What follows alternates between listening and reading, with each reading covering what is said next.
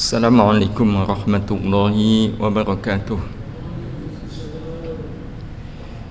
Bismillahirrahmanirrahim. Alhamdulillah wa syukrulillah. Thumma salatu wassalamu ala rasulillah Nabiyyina Muhammad ibn Abdillah wa ala alihi wa ashabihi wa mawalah. La hawla wa la quwwata illa billah, amma ba'd. Bapak Ibu jamaah Masjid Salahuddin yang dirahmati Allah, alhamdulillah dipertemukan kembali oleh Allah Subhanahu wa taala di majlis kita, majlis Tazkiyatun Nafas, yang sore hari ini kita ingin berbincang bagaimana kita menjadi manusia khusus di tengah-tengah umumnya manusia. Menjadi manusia khusus di tengah-tengah umumnya manusia. Kita semua pasti ingin dibedakan. Nah, kalau kita ingin membedakan, maka ya kita harus berbeda dengan umumnya orang. Nah, untuk bisa berbeda dengan umumnya orang, ya kita harus bisa menjadi manusia yang khusus. Nah, dari mana kita memulai untuk menjadi manusia khusus ini? Lewat doa. Ya, lewat doa. Bapak Ibu sekalian dirahmati Allah, bicara doa umumnya, nah kan kita bicara umumnya. Umumnya orang itu berdoa kapan? Kalau ada yang dibutuhkan ya.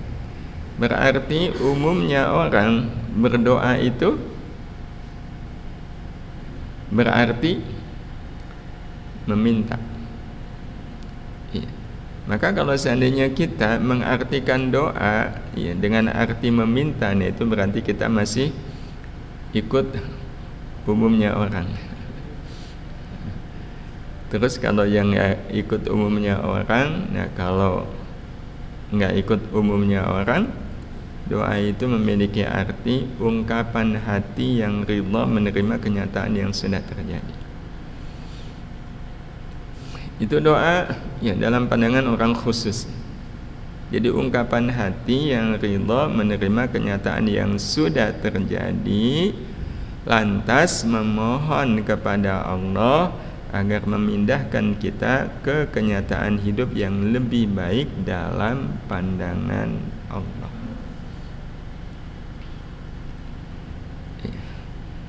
Selama ini kita kalau berdoa sudah seperti ini belum Bapak Ibu? Kalau belum, maka kita bisa lihat.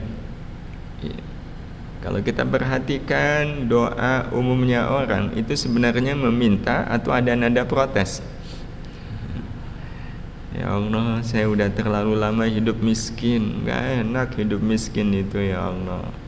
Makan gak enak, tidur gak nyenyak. Udah bosen saya ya Allah jadi orang miskin. Tolonglah ya Allah, buat saya kaya. Apa susahnya sih Engkau membuat saya kaya? Kan saya cuma satu orang, dan Engkau kan maha kaya.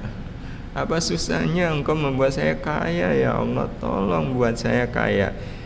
Ini doa atau protes? Begitulah doa. Iya, kalau cuma ikut apa kata orang. Iya. Kadang ada orang doa tapi kesannya kayak mendikte Allah. Mendikte itu artinya seolah kita lebih tahu dari Allah. Ya Allah, saya butuh kendaraan ya Allah, tolonglah saya kasih kendaraan. Iya, kalau bisa Honda ya Allah. Ya, kalau bisa ya paling enggak lah tahun 2021, jangan yang 2018 ini. Ya, warnanya putih ya Allah. Nggak enak kalau warnanya nggak putih. Ini doa atau mendikte Allah? Iya, ada banyak hal yang menjadi catatan kita sebenarnya tentang doa. Ya, tapi kalau doa ungkapan hati yang ridha menerima kenyataan yang sudah terjadi itu akan lain. Jadi kalau ada orang lagi sakit, tapi dia doa sebagai orang khusus, maka bunyi doanya, ya Allah, Nggak mungkin saya sakit ini tanpa izinmu. Iya. Izinmu jualah yang membuat saya sakit. Dan ya Allah, saya yakin apapun yang kau izinkan terjadi dalam kehidupan saya itu pasti untuk kebaikan saya. Karena itu ya Allah, saya ridha dengan sakitnya saya ini. Saya ridha ya Allah. Tapi ya Allah, saya udah 3 hari ini sakit. Rasanya ya banyak hal yang kurang yang saya lakukan selama saya sakit ini. Iya, kerja jadi bolos. Iya, padahal kalau saya nggak masuk kan membebani teman-teman saya, harus menghandle kerjaan saya. Saya nggak enak ya Allah dengan mereka. Ya nggak bisa puasa karena sakit, nggak bisa sholat di masjid. Ya Allah, saya pengen sebagaimana sedia kala. Karena itu ya Allah, saya mohon karuniakanlah kesembuhan kepada saya. Itulah doa orang yang khusus. Dan Nabi kita Muhammad sallallahu alaihi wasallam pernah bahkan memberikan contoh doa kepada kita yang ini menggambarkan betul-betul doa beliau yang sangat khusus. Bukan doa umumnya orang. Ini doa spesial orang khusus yang bisa melakukannya. Doa yang out the box, yang anti mainstream. Bapak Ibu mau saya kasih doa Nabi loh Bapak Ibu. Mau? Ini doa yang menunjukkan beliau pengen kita memang menjadi manusia yang khusus, tidak menjadi manusia yang pada umumnya manusia. Berkenan saya sampaikan doanya? Berkenan? Berkenan. Bismillah. Ini doa dari Nabi loh. Manjur insyaallah. Dan berkenan nanti mengamalkannya. Apa doanya? Ini doanya. Allahumma ahyini miskinan wa amitni miskinan wahsyurni fi zumratil masakini yaumal qiyamah. Ya Allah, hidupkanlah aku dalam keadaan miskin, matikanlah aku dalam keadaan miskin, dan kumpulkanlah aku pada hari kiamat bersama orang-orang miskin. Ini doa umum kan?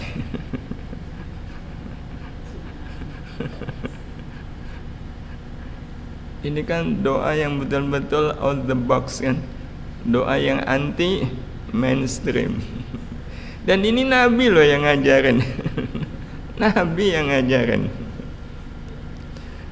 Acung tangan yang berkenan mengamalkan doa ini. Itu pasti akan jadi orang khusus. Dan kalau Nabi yang mengajarkan berarti salah nggak? Nggak. Doa ini menggambarkan memang orang khusus. Doa ini sebenarnya memberikan pelajaran pada diri kita bahwa miskin itu nggak apa-apa. Miskin itu nggak apa-apa. Tapi umumnya orang mengatakan miskin itu apa-apa. Jadi memang ternyata ada beda antara umumnya orang dengan khususnya orang. Ada satu lagi doa yang ini juga masyhur ya, terutama orang-orang yang betul-betul tasyaghul bil Quran. Doanya Allahumma ja'alna min ahlil Quran alladzina hum ahluka wa khassatuk. Ya Allah, jadikanlah kami termasuk ahlul Quran yang mereka termasuk keluargamu dan orang khususmu. Jadi orang khusus di sini adalah orang yang dikhususkan oleh Allah Subhanahu wa taala, dan kelak nanti Bapak Ibu yang dirahmati Allah, kita melihat hidup kita ini meniscayakan kita mau nggak mau memang harus jadi manusia khusus. Kehidupan aslinya tidak mengizinkan kita untuk hanya menjadi manusia umum. Kenapa? Karena kalau kita perhatikan hidup, hidup itu kan pendakian menghadapi kenyataan demi kenyataan. Hidup adalah pendakian menghadapi kenyataan demi kenyataan. Hidup ini kan isinya kenyataan. Tidak akan mungkin orang hidup tanpa kenyataan. Tujuannya apa? Agar hidup kita tumbuh menjadi lebih baik. Jadi setiap kali ada kenyataan, kemudian kita jalani kenyataan itu, setelah kita melewati kenyataan, kita naik kelas. Dan sebenarnya semua kenyataan hidup kita itu pasti akan lewat. Pasti akan lewat, pasti akan berlalu. Maka logikanya apapun kenyataan hidup kita itu akan membuat kita menjadi lebih baik. Syaratnya kalau kenyataan hidup itu pahit, kita jalani tanpa mengeluh. Dan kalau kenyataan hidupnya manis, kita jalani tanpa rasa bangga, tanpa rasa sombong. Itu berarti apapun kenyataannya membuat kita naik kelas, membuat kita naik kelas. Iya. Karena itu Bapak Ibu yang dirahmati Allah Subhanahu wa taala, karena ini adalah keniscayaan hidup. Sebenarnya orang kalau hidup mengeluh itu wajar enggak? Wajar menurut umumnya orang. Kan ngeluh itu umum, di mana-mana juga orang ngeluh. Kita katakan mengeluh itu tidak wajar. Kenapa tidak wajar? Seperti kan hidup itu pendakian menghadapi kenyataan demi kenyataan. Bapak Ibu, ada orang naik gunung, tapi kemudian bawaannya ngeluh dia. Kenapa sih ini jalannya naik terus? Kenapa sih jalannya naik terus? Kita bilang apa sama dia? Loh Pak, kita kan lagi naik gunung. Kita kan lagi naik gunung. Kalau dia orang sadar langsung apa? Oh iya ya betul. Tapi kalau kemudian iya sih naik gunung, tapi kenapa naik terus? Nah ini yang susah ini. Iya sih saya tahu ini lagi naik gunung, mendaki gunung, tapi kenapa medannya naik terus? Nah ini orang kayak gini susah ini. Iya. Hadirin hadirat yang dirahmati Allah, sama dengan orang hidup. Kalau dia ngeluh itu aneh. Jadi kalau ada orang hidup ngeluh, aduh kerjaannya kok banyak sekali ya, yang kemarin belum selesai udah ditambah lagi. Mana ini pulang juga pasti diomelin. Ya semisal ya. Kalau ada orang banyak ngeluh begini, kita bilang apa sama beliau? Kita bilang apa? Kok hidup ini susah ya? Kalau dia bilang begitu, itu karena Bapak masih hidup. Itu tandanya Bapak hidup. Kalau pengen hidup nggak ada masalah, kalau hidup pengen nggak ada problem, ya udah, jangan hidup. Ya, berarti memang hidup itu meniscayakan, ya, meniscayakan kenyataan demi kenyataan yang rasanya nggak mungkin kemudian kita menghadapinya mengeluh. Dan ayatnya juga banyak ya. Jadi kenapa kita menyebut begini? Karena didasarkan pada banyak sekali ayat. Salah satunya yang Bapak Ibu pasti hafal kan, Al-Mulk ayat yang kedua. Alladzi khalaqal mauta wal hayata liyabluwakum ayyukum ahsanu amala. Dialah Allah yang telah menciptakan mati dan hidup untuk menguji kalian siapakah di antara kalian yang lebih baik amalnya. Dan Allah menguji kita itu dengan apa? Kenyataan. Dan tidak harus kenyataan pahit untuk menjadi ujian. Kenyataan manis pun ujian. Seperti yang Allah sebutkan di Al-Kahfi ayat yang ke-7.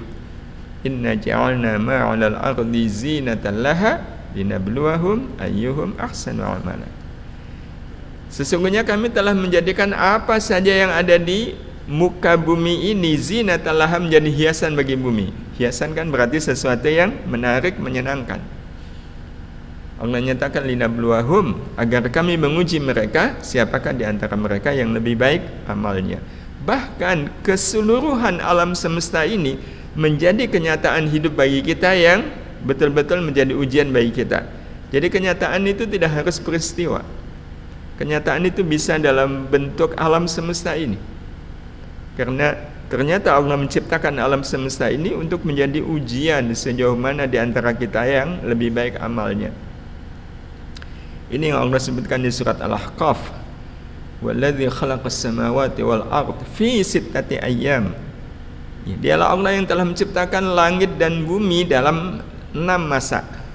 Wa kana 'arshuhu 'alal ma', dan adalah arsy Allah itu ada di atas air. Tujuannya liyabluwakum ayyukum ahsanu amala. Berarti memang betul hidup adalah pendakian menghadapi kenyataan demi kenyataan agar hidup kita tumbuh menjadi lebih baik. Caranya memahami kenyataan hidup dari kenyataannya, bukan dari nyatanya. Selama ini yang kita pegangi kenyataannya atau nyatanya? Sakit itu enak nggak Bapak Ibu? Nggak enak. Nah, nggak enak itu nyatanya atau kenyataannya sakit? Nggak enak itu nyatanya sakit atau kenyataannya? Kalau kenyataannya ketika kita sakit kan dosa dihapus, derajat diangkat. Itu kenyataan dibalik sakit. Tapi kalau orang lagi sakit kemudian kita kasih tahu, Pak, dengan ini lagi diampuni dosa, lagi diangkat derajat, terus bilangnya apa? Iya, tapi nyatanya sakit itu yang nggak enak. Jadi yang dia pegangi nyatanya. Dan itu banyak kita jumpai orang lebih berpegang kepada nyatanya daripada kenyataannya. Iya. Contoh, ini kalau kita lihat dua orang ini, satu lantai atau beda lantai?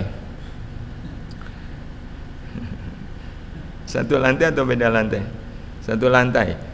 Satu lantai itu nyatanya atau kenyataannya? Nyatanya atau kenyataannya? Banyak kita yang bingung. Iya, karena itu memang kita betul-betul harus tahu mana yang betul-betul kenyataan, mana yang cuma nyatanya. Sebab, nah ini rumusnya, siapapun yang menyimpulkan apapun dari nyatanya bukan dari kenyataannya, maka dia akan tertipu.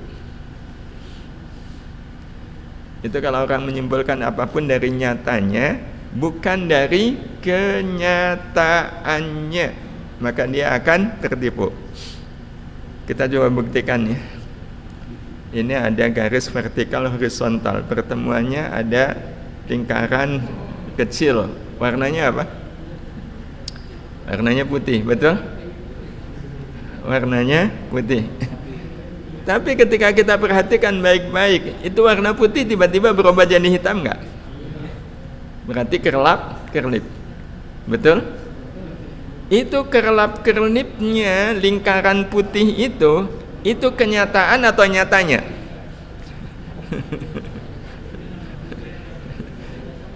Kalau ada yang nggak menemukan kerlap-kerlip, berarti habis ini ke dokter mata.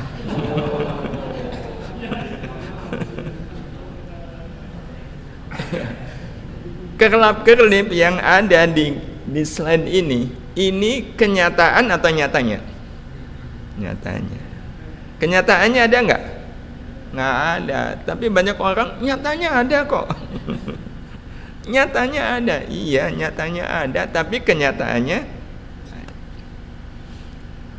Satu lagi, ada kotak A, ada kotak B. Warnanya sama atau beda? Beda. Beda itu kenyataan atau nyatanya? Kenyataannya atau nyatanya? Nah, ini keahlian kita untuk memastikan mana yang nyatanya, mana yang kenyataannya dalam hidup itu harus diasah. Karena kalau yang kenyataannya dianggap nyatanya, yang nyatanya dianggap kenyataannya, nah itu berarti tertipu dua kali. Udah jatuh ketimpa tangga. Kita coba buktikan ya. Apakah A dan B ini warnanya beda, kenyataannya atau nyatanya? Kita buat kotak bantu. Nah, ini kotak bantunya. Kotak bantu ini warnanya mirip kotak A atau kotak B? Kotak A. Iya. Baik, saya akan turunkan kotak bantu ini ke bawah sehingga menghubungkan kotak A dengan kotak B. Dan kita lihat hasilnya.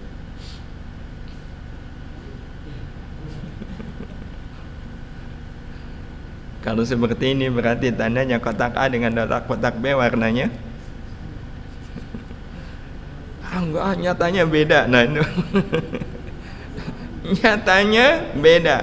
Berarti kita lebih berpegang kepada nyatanya, bukan kenyataannya. Tapi kalau sudah begini kita mau bilang apa? Ini kenyataan atau nyatanya? Warnanya beda ini. Nyatanya beda. Padahal kenyataannya kalau seperti ini enggak kok, beda lah. Itu berarti kita lebih berpegang kepada nyatanya daripada kenyataannya. Tertipu kita. Ya, tertipu. Kalau nggak percaya saya coba putar kotak bantu tadi ya. Hasilnya sama.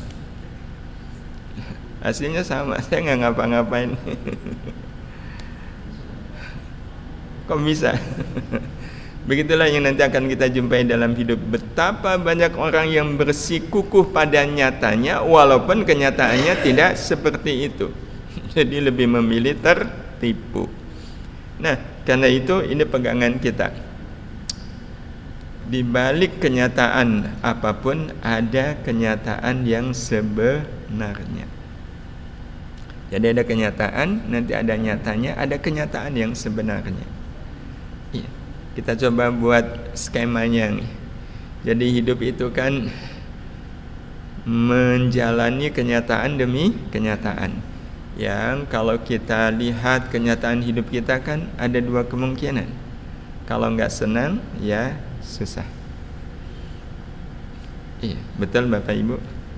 Jadi ada kenyataan hidup yang membuat kita senang, ada kenyataan hidup yang membuat kita susah. Tetapi kaidahnya kan mengatakan di balik kenyataan ada kenyataan yang sesungguhnya. Berarti di balik kenyataan senang ada kenyataan yang sesungguhnya. Apa kenyataan sesungguhnya yang ada di balik senang? Di balik senang ada? Di balik senang ada? Senang kalau dibalik susah. Inilah kenyataan sesungguhnya di balik senang. Sementara kalau kenyataan hidup susah, berarti di balik kenyataan susah ada kenyataan yang sebenarnya. Apa itu? Di balik susah, susah dibalik jadinya senang. Betul Bapak Ibu? Ini padahal tadi habis ngitung, ini pengajiannya kok kayak ngitung lagi. Tahukah kita Bapak Ibu yang dirahmati Allah Subhanahu wa taala, skema ini akhirnya membagi manusia menjadi dua golongan. Ada manusia umum, ada manusia khusus. Siapa manusia umum? Merasa senang saat disenangkan, merasa susah saat disusahkan. Kalau manusia khusus, dia bisa menemukan di balik kesenangan ada kesusahan, di balik kesusahan ada kesenangan. Berarti dia akan merasa susah saat disenangkan dan merasa senang saat disusahkan. Kalau lihat, berarti antara manusia umum, manusia khusus di dalam soal senang dan susah sama enggak Bapak Ibu? Sama. Sama-sama merasakan senang, sama-sama merasakan susah. Sama hidupnya, iya, tahu senang, tahu susah. Tapi kalau lihat latar belakang yang berbeda, maka kita bisa melihat siapa yang kelas hidupnya lebih tinggi. Umumnya orang, nah ini kita pakai umumnya orang. Iya. Senang itu kapan? Saat dipuji, betul? Kalau dicaci, susah. Berarti kalau ada orang dipuji senang, dicaci susah, dia adalah orang umum. Kalau orang khusus dipuji susah, dicaci senang.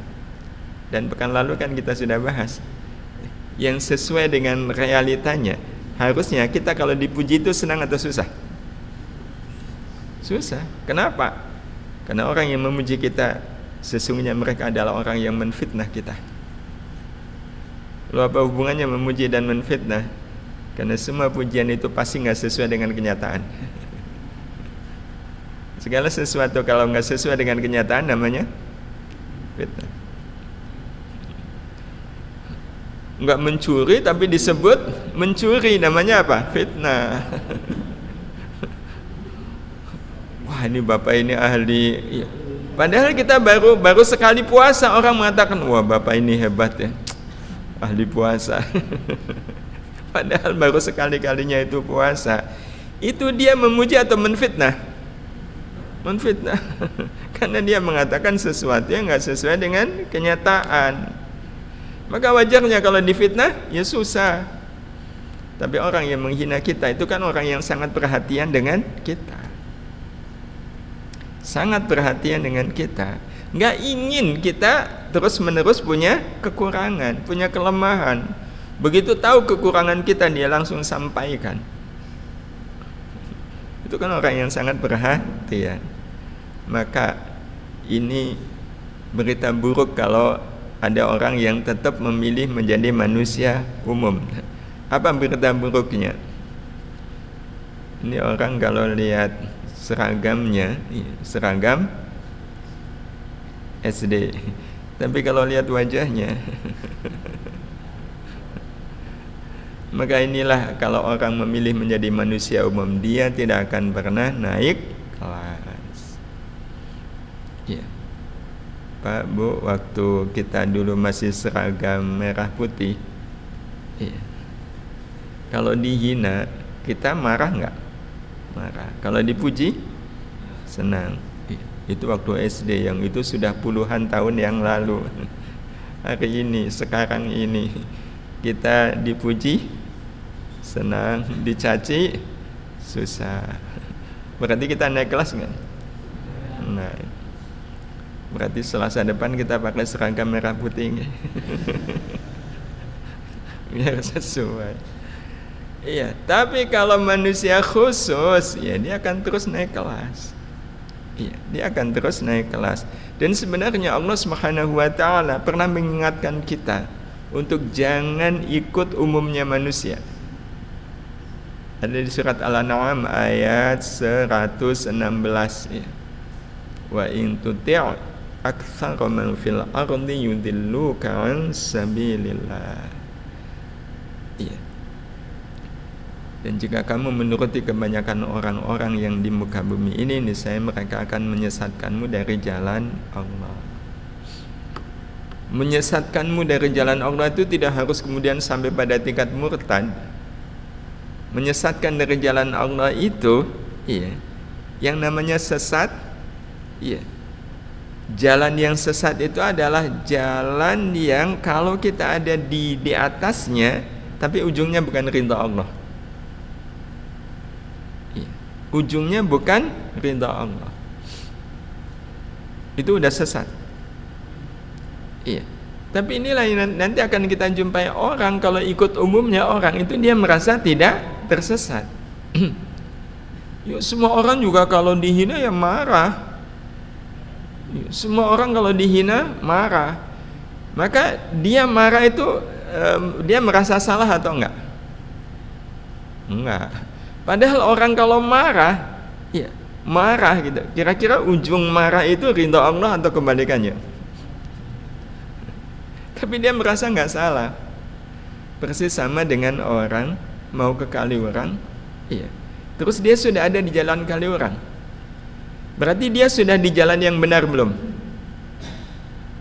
Sudah di jalan yang benar? Belum tentu. Belum tentu. Belum tentunya di mana? Dia memang sudah di jalan Kaliurang, tapi menghadapnya ke selatan. Yang kalau dia jalan, memang jalan Kaliurang, tapi kemudian dia jalannya ke selatan, ujungnya apa? Parantritis. Banyak orang yang salah tapi merasa dirinya benar. Nah, salah satunya adalah karena ikut umumnya orang. Ya. Iyattabi'una illa dhann, mereka tidak lain hanyalah mengikuti persangkaan. Ya. Jadi kalau kita lihat semua pandangan umum, iya, umumnya orang memandang itu asumsi, itu persangkaan. Iya, itu persangkaan.